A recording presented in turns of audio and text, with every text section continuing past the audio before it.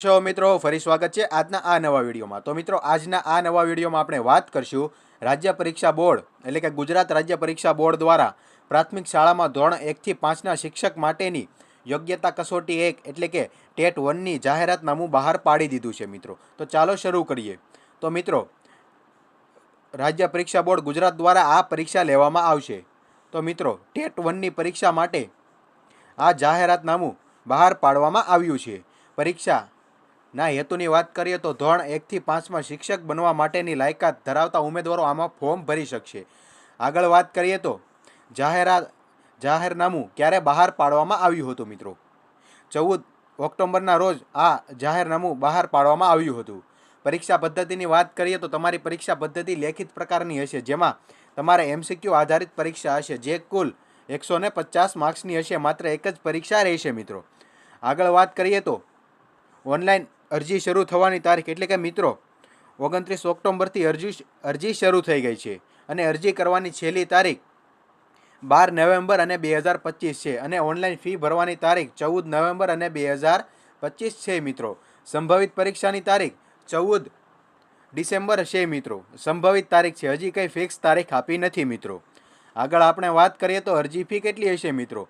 General category સામાન્ય ઉમેદવારો માટે 350 રૂપિયા અરજી ફી રહેશે. જ્યારે અનામત કેટેગરીના ઉમેદવારોની વાત કરીએ તો SC, ST, OBC, PHEWS માટે 250 રૂપિયા અરજી ફી રહેશે મિત્રો. આગળ વાત કરીએ તો શૈક્ષણિક લાયકાત શું રહેશે? તો આપણે વાત કરીએ તો સિનિયર સેકન્ડરીમાં ઓછામાં ઓછા 50 ગુણ સાથે 2 વર્ષનો diploma in elementary education, senior સેકન્ડરીમાં ઓછામાં ઓછા 45% ગુણ સાથે 2 વર્ષનો diploma in elementary education NCTE 2002ના નિયમ મુજબ કરેલો હોવો જોઈએ.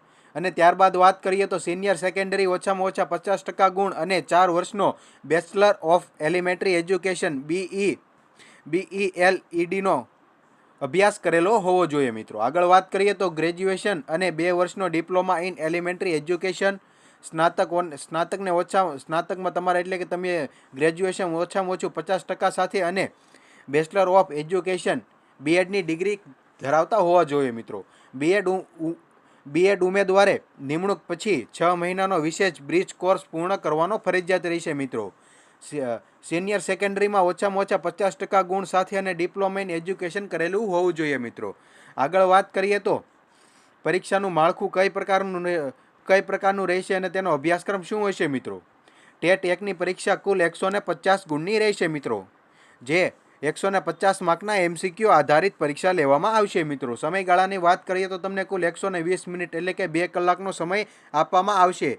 આ પરીક્ષામાં કોઈ પણ પ્રકારનું નેગેટિવ માર્કિંગ નથી મિત્રો. જો તમારો જવાબ ખોટો હશે તો તેના કોઈ પણ વધારાના ગુણ કપાવાના નથી. આગળ વાત કરીએ તો વિષય કયા કયા રહેશે મિત્રો? તો આમાં બાળ વિકાસ અને શિક્ષણના સિદ્ધાંતો 30 માર્ક્સના, ગુજરાતી અને અંગ્રેજી ભાષા બંનેના 30 માર્ક્સના પ્રશ્ન રહેશે. ગણિત પણ તમારું 30 માર્ક્સનું અને પર્યાવરણ વિષય પણ તમારો 30 માર્ક્સનો રહેશે. એટલે કે કુલ 5 વિષય છે. 5 વિષયના 30 પ્રશ્નો હશે મિત્રો. તો તમારે કુલ 150 પ્રશ્નો હશે અને 150 માર્ક્સનું કુલ પેપર હશે મિત્રો, જેમાં કોઈ પણ પ્રકારનું નેગેટિવ માર્કિંગ નથી મિત્રો. જો તમને આ વિડીયો ગમ્યો હોય તો વિડીયોને લાઇક કરી દેજો. અને જે કોઈ પણ ઉમેદવારો ટેટ પરીક્ષાની તૈયારી કરી રહ્યા હોય અને તે આમાં ફોર્મ ભરી શકતા હોય તો તેના સુધી આ વિડીયો જરૂર પહોંચાડજો. ફરી મળીશું નવા વિડીયો સાથે. તમારા બધાનો જ ખૂબ ખૂબ આભાર મિત્રો.